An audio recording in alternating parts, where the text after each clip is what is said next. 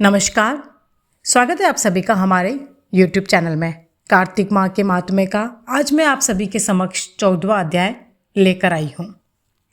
जलंधर को इस प्रकार धर्मपूर्वक राज्य करते हुए देख देवता क्षुब्ध हो गए। उन्होंने देवादिदेव शंकर का मन में स्मरण करना आरंभ किया।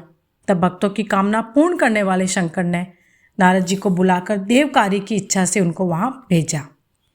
शंभु भक्त नारद शिव की आज्ञा से देवपुरी में गए। इंद्र आदि सभी देवता व्याकुल हो शीघ्रता से उठ नारद जी को उत्कंठा भरी दृष्टि से देखने लगे।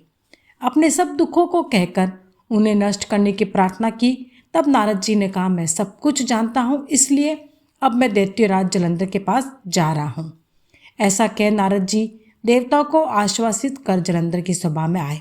जलंधर ने नारद जी के चरणों की पूजा कर हंसते हुए कहा, हे ब्रह्मा, कहिए आप कहाँ से आ रहे हैं और यहाँ कैसे आए हैं? मेरे योग्य जो सेवा हो उसकी आज्ञा दीजिए। नारद जी प्रसन्न होकर बोले, हे महाबुद्धिमान जलंधर, तुम धन्य हो। मैं स्वेच्छा से कैलाश पर्वत पर गया था, जहाँ 10,000 योजनों में कल्पवृक्ष का वन है। वहाँ मैंने सैकड़ों कामधेनुओं को विचरते हुए देखा है। यह भी देखा है कि वह चिंतामणि से प्रकाशित परम दिव्य अद्भुत और सब कुछ सुवर्णमय है। मैंने वहाँ पार्वती के साथ स्थित शंकर जी को भी देखा, जो सर्वांग सुंदर, गौरवर्ण, त्रिनेत्र और मस्तक पर चंद्रमा धारण किए हुए हैं। उन्हें देखकर मुझे बड़ा आश्चर्य हुआ कि इनके सामने समृद्धिशाली त्रिलोकी में कोई है या नहीं।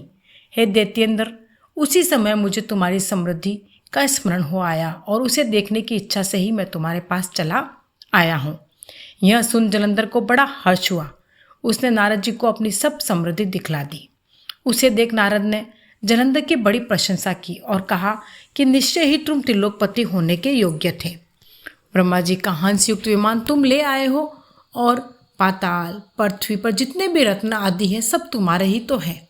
ऐरावत, उच्च श्रवा, घोड़ा, कल्पवृक्ष और कुबेर की निधि भी तुम्हारे पास है।